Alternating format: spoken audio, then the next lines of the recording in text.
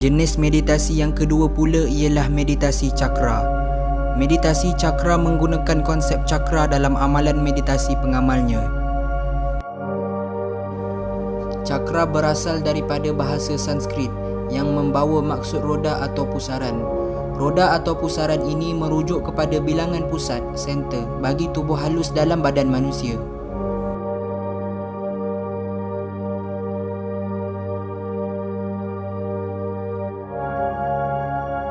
Setiap pusat pusaran atau cakra ini mewakili tahap-tahap kesedaran yang berbeza setiap satunya.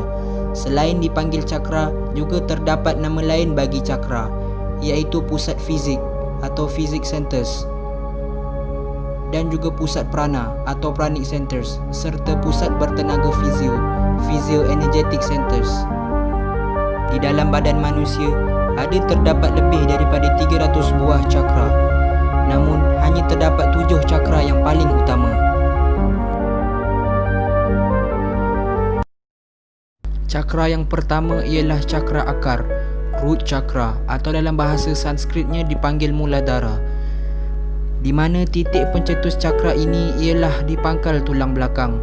Cakra ini mengatur pemeliharaan diri, keselamatan, kehendak untuk terus hidup, keinginan harta benda, keselesaan fizikal dan kesedaran. Yang kedua pula ialah cakra suci, sacral chakra, atau dalam bahasa Sanskritnya dipanggil Swadhisthana. Ia terletak tepat di bawah pusat. Fungsinya ialah menyelaraskan deria seperti lapar, haus, tidur dan keinginan. Fungsi istimewanya pula ialah sebagai sumber tenaga dan juga sumber keyakinan untuk bersosial. Pada tahap fizikal, cakra ini mengatur sistem pembiakan, buah pinggang dan sistem pencernaan air dalam badan. Cakra yang ketiga pula ialah plexus surya atau solar plexus chakra. Dalam bahasa Sanskrit ia disebut Manipura. Cakra ini terletak antara pusat dan sangkar tulang rusuk. Antara aspek yang terdapat pada cakra ini ialah kawalan diri, keyakinan diri, minat, kehendak peribadi yang kuat dan tenaga. Juga mewakili kekerasan, kemarahan, kepimpinan dan sifat mempengaruhi serta perasaan bangga.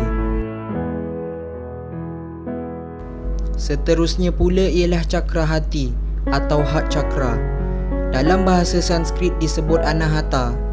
Titik pencetusnya di tulang belakang, bahagian dada, tepat di tengah dada. Aspek terkandung padanya ialah kasih sayang, simpati, sifat kelembutan, sifat toleransi, keyakinan terhadap sesuatu perkara dan belas kasihan.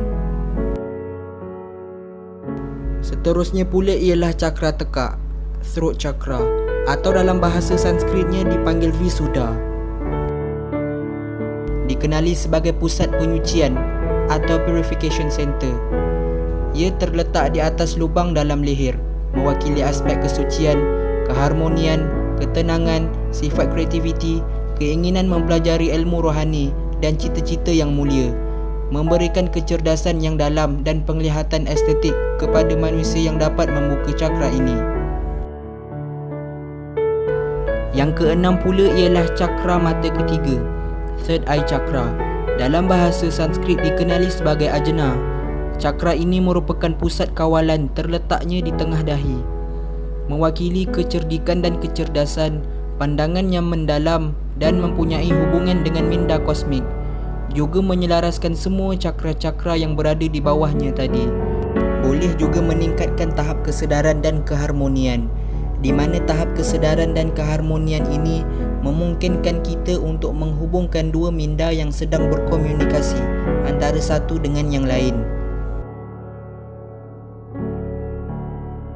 Dan cakra yang terakhir ialah cakra mahkota atau crown chakra. Dalam bahasa Sanskritnya dipanggil Sahasrara. Ia terletak tepat di atas kepala. Sahasrara bermaksud teratai 1000 bunga. Cakra ini ialah cakra yang paling mistik berbanding cakra-cakra yang lainnya. Ia lebih kepada sebuah gerbang menuju kepada sifat satunya Tuhan atau oneness. Ia mewakili summum bonum semua tenaga yang ada dalam badan manusia. Menurut tradisi yogik juga, Cakra ini betul-betul tepat di atas kepala.